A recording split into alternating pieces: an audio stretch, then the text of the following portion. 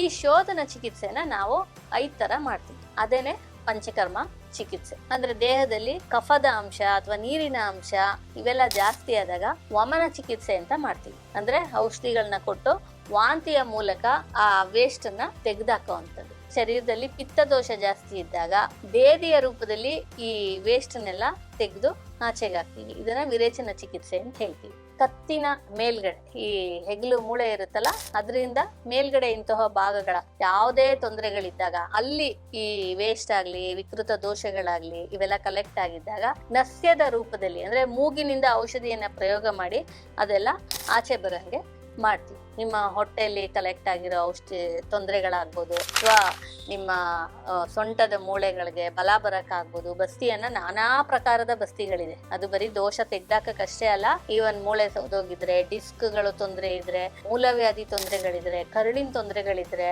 ದೊಡ್ಡ ಕರುಳಿನ ತೊಂದರೆ ಇದ್ರೆ ಅಥವಾ ಮೂಳೆ ಸೌತದ್ದು ಮಂಡಿ ನೋವು ಆ ತರ ತೊಂದರೆಗಳಿದ್ದಾಗ್ಲೂ ಕೂಡ ಈ ಗುದದ್ವಾರದಿಂದ ಔಷಧಿಯನ್ನ ಪ್ರಯೋಗ ಮಾಡಿ ಅದನ್ನೆಲ್ಲ ಕಡಿಮೆ ಮಾಡ್ತೀವಿ. ಇದಕ್ಕೆ ಬಸ್ತಿ ಚಿಕಿತ್ಸಾ ಅಂತ. ರಕ್ತದಲ್ಲಿ ಯಾವುದೇ ಈ ವೇಸ್ಟ್ಗಳು ಜಾಸ್ತಿ ಆದಾಗ ರಕ್ತನಾಳಗಳಿಗೆ ಸೂಜಿಯನ್ನು ಪ್ರಯೋಗಿಸಿ ಅಥವಾ ಇಗಣೆಯನ್ನ ಕಚ್ಚಿಸಿ ಆ ಕೆಟ್ಟ ರಕ್ತ ಅಥವಾ ರಕ್ತದಲ್ಲಿರೋ ದೋಷನ ರಕ್ತದ ಸಮೇತ ಒಂದಷ್ಟು ಆಚೆಗೆ ತೆಗೆದಾಕ್ತೀವಿ.